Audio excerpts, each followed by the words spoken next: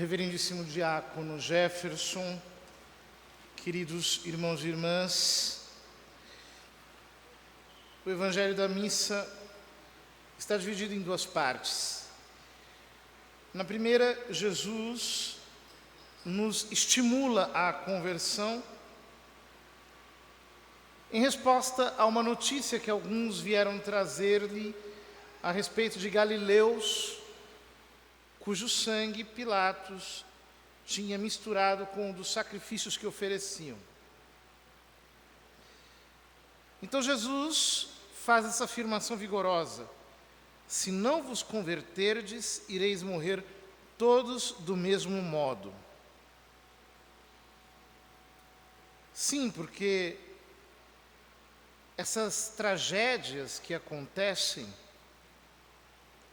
não são nada em comparação com a condenação eterna.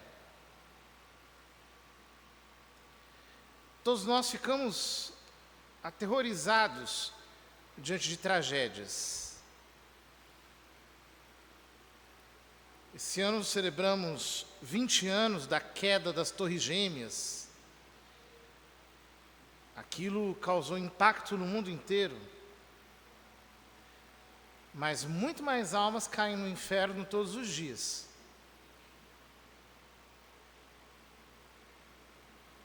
Só que esse espetáculo trágico ninguém vê, porque, sobrenaturalmente,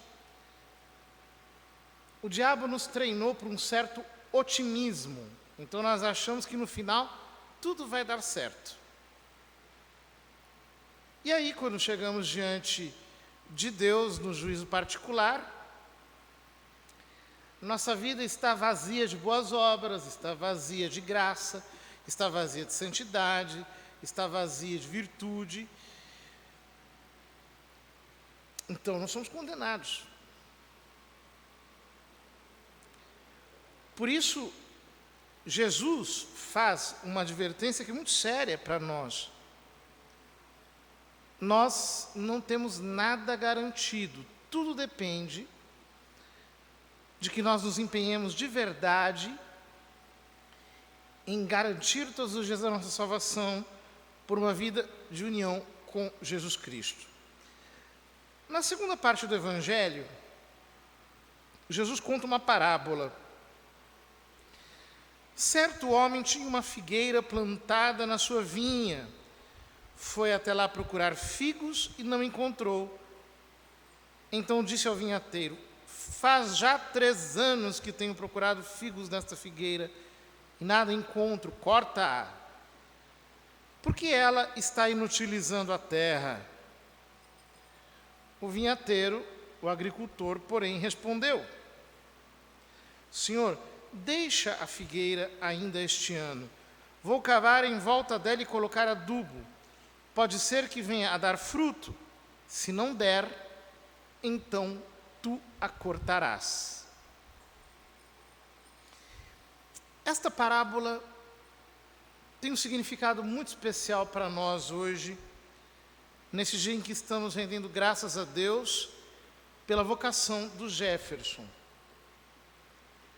Por quê? Há alguns anos atrás, ele estava no seminário e passou por essas provas de fogo que toda vocação às vezes passa. E saiu do seminário. Foi um pouco depois que eu vim aqui para a paróquia São Domingos. E quando cheguei aqui, precisava de ajuda. Havia muito trabalho a fazer, eu sempre muito sobrecarregado, com tantas coisas. Estava atrás de alguém que me ajudasse. Pensei, vou convidar algum seminarista que está fora do seminário, algum ex-seminarista, porque assim pode me ajudar com a equipe dos acólitos, dos cerimoniários, etc. Precisava formar isso tudo, né? E então um amigo sacerdote falou: por que você não chama o Jefferson? Eu falei: boa ideia. Chamei o Jefferson e prontamente ele respondeu que sim. e veio aqui para me ajudar na nossa paróquia. Contudo, sem a perspectiva de voltar para o seminário. Ele já estava lecionando, é professor, tinha o seu emprego, passou alguns anos aqui conosco, sem aquele desejo de voltar para o seminário. Porque às vezes acontece isso, né? Como essa figueira, de repente morre.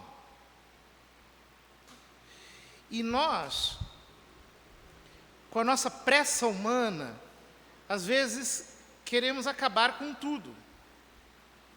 Isso acontece na vida. Por exemplo, um casamento passa por uma crise, às vezes terrível, uma prova de fogo. E aí parece que o casamento morreu. As pessoas querem logo ir lá e acabar com tudo. Tira a figueira, corta, está inutilizando a terra. Vamos plantar outra coisa aqui, vamos trocar de casamento, como se fosse possível, né? Isso também acontece na vocação sacerdotal, em qualquer vocação. Ele estava sem a perspectiva de voltar. Então eu me lembro que um dia estávamos vindo aqui da Vila Iara e eu, como quem não quer nada, né? Mas já estava ensaiando há tempos já, né? Achando a ocasião adequada. Perguntei, escuta, mas e por que você não volta para o seminário, né? Ah, não, eu não estou pensando mais nisso. Tal. Falei, tudo bem, pensa aí, né? Aquela semente que a gente joga, né? E vê o que vai aparecer ali depois. E aí começou novamente a brotar a vocação. Não foi tudo tão fácil no começo, houve um caminho a ser percorrido até que ele pudesse voltar ao seminário. Graças a Deus, voltou, saiu aqui da nossa paróquia, ficou em outras paróquias e muito bem, chegou agora a esse momento, se tornou clérigo, se tornou diácono. É isso que acontece com a nossa vocação, né? Nós precisamos deixar Deus trabalhar em nós. A primeira leitura é o capítulo 8 da Carta aos Romanos. O capítulo 8 da Carta aos Romanos é um daqueles capítulos de ouro do Novo Testamento. Esse aqui, cada frase, cada palavra tem um peso. É um negócio extraordinário. São Paulo deve ter escrito o capítulo 8, assim, num completo êxtase. Devia estar com a alma toda inundada pela luz do Espírito Santo de um jeito fora do comum, pelas coisas que ele diz aqui. Mas ele diz o seguinte: não há mais condenação para aqueles que estão em Cristo Jesus. Ou seja, ele está querendo dizer que aqueles que permanecem na vida da graça, perseverando na união com Cristo, sem cometerem culpa grave, para eles não há mais condenação. Por quê? A lei do Espírito, que dá a vida em Jesus Cristo, te libertou da lei do pecado e da morte. Ou seja, um cristão que persevera na graça jamais pode perseverar pelas suas humanas forças. Ele só pode perseverar na graça porque ele cresceu na vida sobrenatural. Ele subiu na vida de oração a tal ponto que ele descobriu esta outra lei dentro do seu espírito, que é a lei do Espírito que dá a vida. Ou seja, é o impulso do Espírito Santo. São 7 dons do Espírito Santo.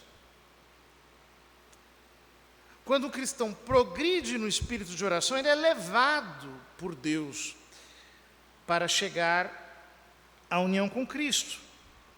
Com efeito, aquilo que era impossível para a lei, Já que ela estava enfraquecida pela carne, Deus o realizou, tendo enviado o seu próprio Filho, numa condição semelhante àquela da humanidade pecadora, e por causa justamente do pecado, condenou o pecado em nossa condição humana, para que toda a justiça exigida pela lei seja cumprida em nós, que não procedemos segundo a carne, mas segundo o Espírito.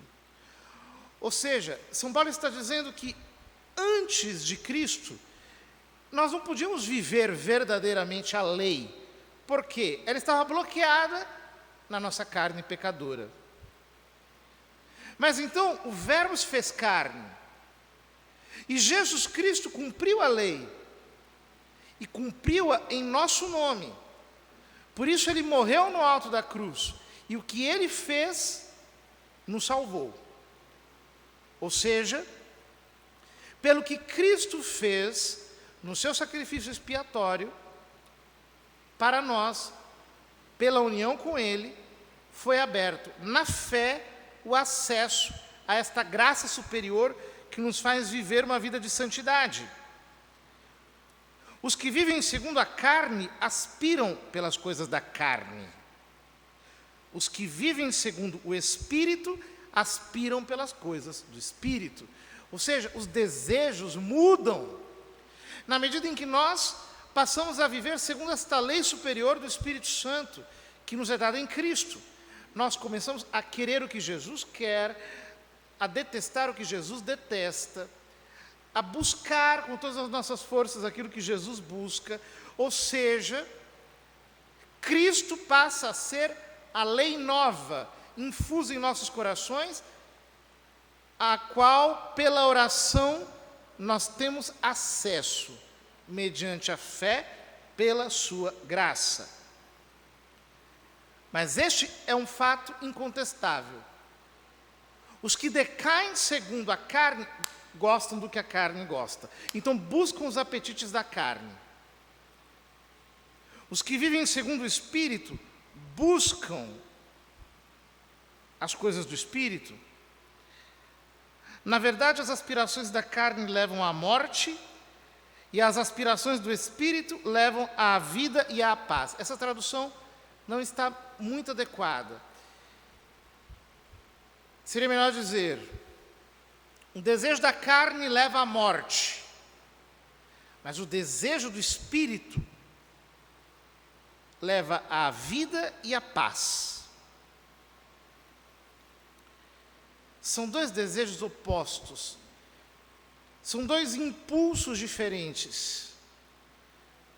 Mas quando pela oração nós subimos a este impulso do Espírito, ele nos leva à vida e à paz.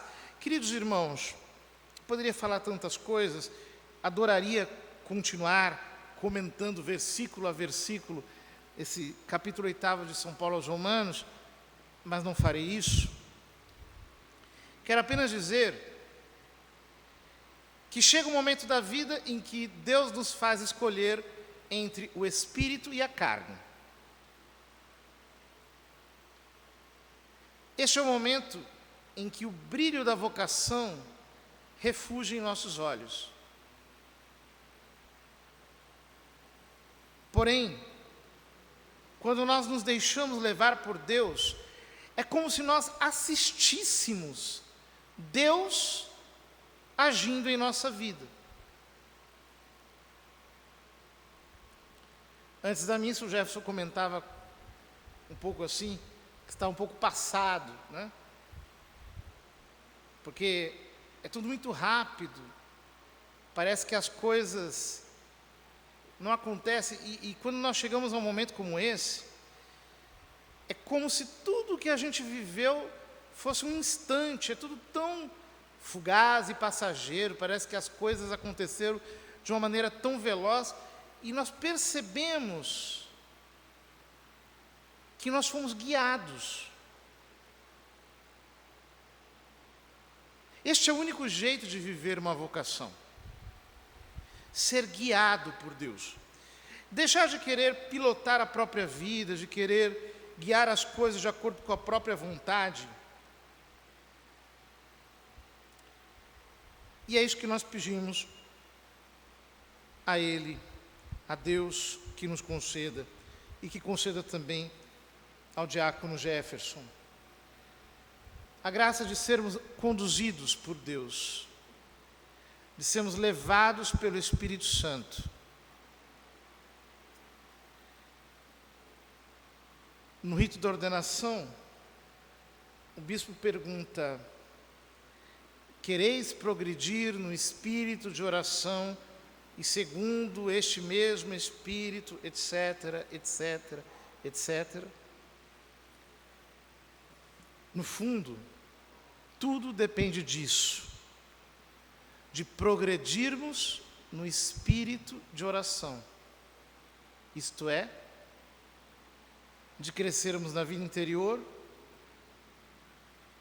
para ganharmos tal intimidade com Deus, que sejamos dóceis a ponto de sermos impulsionados pelos 7 dons do Espírito Santo, e não mais pela nossa vontade. Que Deus nos ajude, e então todos nós poderemos chegar à meta final das nossas vocações, que é a santidade. Tudo mais é meio, instrumento, é apenas algo passageiro. O mais importante é estarmos verdadeiramente unidos a Cristo e sermos achados nele.